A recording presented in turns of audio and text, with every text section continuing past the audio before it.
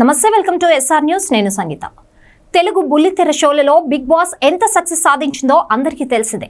Big boss 7 success క్రమంలో big boss 8ను August లేదా September నెలలో ప్రారంభించేందుకు స్టార్ మా ఏర్పాటు చేస్తున్నట్లు తెలుస్తోంది. ఇక ఈ సీజన్ లో బిగ్ బాస్ కంటెస్టెంట్స్ గా కొందరు బుల్లితెర స్టార్స్ తో పాటు సోషల్ మీడియా స్టార్స్ పేర్లు కూడా తెరపైకి వస్తున్నాయి.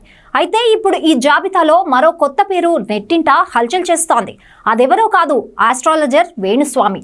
సినిమా స్టార్స్ జాతకాలు చెబుతూ సోషల్ మీడియాలో తెగ ఫేమస్ అయ్యారు వేణుస్వామి. ప్రస్తుతం ఈయన బిగ్ బాస్ తెలుగు సీజన్ 8లోకి అడుగు పెట్టబోతున్నట్లుగా ప్రచారాలు జరుగుతున్నాయి. అయితే ఇందుకోసం వేణుస్వామి భారీ పారితోషకాన్ని అందుకోనున్నట్లు కూడా తెగ వార్తలుస్తున్నాయి. ఈ విషయంపై అధికారికంగా ఎటువంటి ప్రకటన రాలేదు. వేణుస్వామి సినీ సెలబ్రిటీలతో పాటు రాజకీయ నాయకులు, ప్రముఖులు, క్రీడాకారుల జాతకాలు చెబుతూ నెట్టింట తెగ ఫేమస్ అయ్యారు. అయితే ఈయన చెప్పిన జాతకాలు చాలా సార్లు తలకిందులైన విషయం తెలిసిందే. టాలీవుడ్ మాజీ కపుల్ నాగ చైతన్య, సమంత విడాకులతో పాటు మరికొందరు సినీ ప్రముఖులకు సంబంధించి వేణుస్వామి చెప్పిన జాతకాలు మాత్రం నిజమయ్యాయి. కానీ ఇటీవల ఆయన చెప్పిన కొన్ని జాతకాలు మాత్రం నిజం కాలేదు. అందులో ముఖ్యంగా ఏపీ ఎన్నికల ఫలితాలు ఒకటైతే ఐపీఎల్ ఫలితాలు మరొకటి.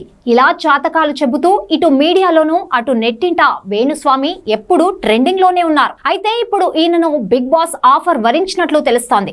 బిగ్ బాస్ సీజన్ 8లో సభ్యుడిగా వేణుస్వామి ఖరారైనట్లు, అందుకోసం భారీ రెమ్యూనరేషన్ కూడా అడిగినట్లు టాలీవుడ్ వర్గాల్లో టాక్. ఇక వీరితో పాటు ఈసారి బిగ్ బాస్ హౌస్ లో మరికొందరు బుల్లితెర స్టార్స్ సందడి చేయనున్నారు. Ritu Chowdary, YouTuber Nikhil Vijayendra Simha, Barrelakka, Kumari aunty, Khushitha, Virupaksha fame Sonia Singh, comedian Bunchik Bablu Bigg Boss లోకి ఎంట్రీ ఇవ్వనున్నట్లు సమాచారం. యూట్యూబ్ స్టార్ నేత్రతో పాటు ఆమె మాజీ భర్త వంశీ కూడా బిగ్ బాస్ 8లో పాల్గొనబోతున్నట్లు తెలుస్తోంది.